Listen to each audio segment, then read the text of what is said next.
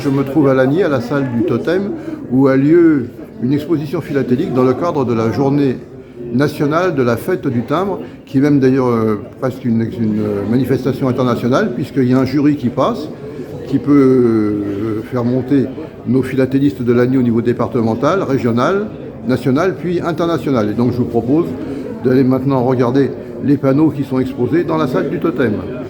Dans cette exposition des timbres dits de collection anciens, et puis également beaucoup de panneaux qui ont été réalisés sur des thèmes particuliers.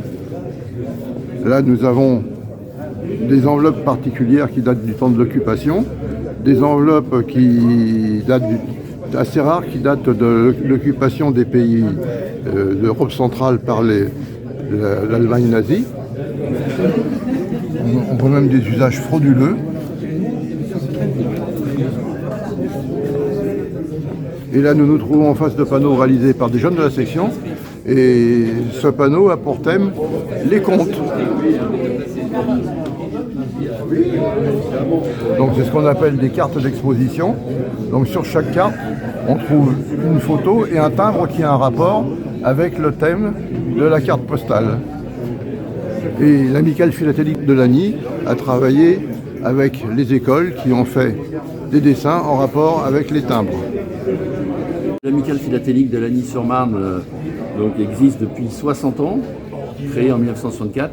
Et dans le cadre de cet anniversaire, on a organisé la fête du timbre. Une manifestation qui est en 85 000 en France et c'est une manifestation nationale. Pendant cette manifestation, il y a un bureau de poste qui va vendre les timbres de la journée. Donc il y a 2 timbres qui sont mis en vente et qui ne sont mis en vente que dans les villes où il y a la fête du timbre. Alors pour les lecteurs qui ne sont pas philatélistes, c'est ce qu'on appelle un peu les enveloppes premier jour, c'est ça? C'est un premier jour, tout à fait. C'est un premier jour. Les enveloppes premier jour, donc c'est un objet de collection, c'est pas un objet pour envoyer son courrier. Oh, on peut. On peut le faire si on veut faire plaisir à quelqu'un. Voilà, tout à fait. D'accord. Avec l'oblitération de Lagny-sur-Marne et d'aujourd'hui. D'accord. Alors le cercle philatélique de Lagny comporte combien de membres, s'il vous plaît? Alors on est actuellement une trentaine. Ah bah c'est très bien. Et on a donc, c'est déjà notre 9e fête du timbre. Et on organise cette année en plus une exposition compétitive. C'est-à-dire? Alors, compétitive comme dans le sport. Il y a une compétition qui commence au département, qui continue en régional, qui finit en national pour la partie appartenance à un club. Et ensuite, on peut même aller en international représenter la France. Alors, écoutez, c'est tout le mal qu'on vous souhaite. Oui, c'est compliqué. Merci beaucoup, Monsieur le Président.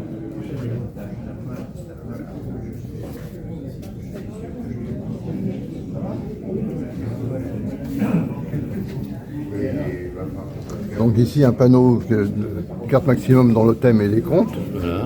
De tout pays, je suppose. De tout pays, oui. Voilà. Et là maintenant, on va rentrer dans de la philatélie traditionnelle. Et donc avec là, cette première collection sur l'occupation de la Bohème-Moravie par l'Allemagne de 1938, je crois, 38 à 40. Ah oui, donc c'est, et après c'est devenu la Tchécoslovaquie. Et donc c'est vraiment des collections très particulières. Très particulières et très pointues. Je suppose que ces timbres-là ont plus de valeur. Ça dépend, il y en a, oui, mais bon, il y a des fois. C'est une période très limitée en fait. C'est très limité et des fois, c'est pas forcément les timbres les plus chers qu'on trouve pas. D'accord. Il y a des fois des timbres qu'on trouve facilement et puis d'autres timbres qui valent rien qu'on trouve pas. Là, on continue. Là, c'est une collection aussi un peu particulière. C'est sur les timbres de la Libération.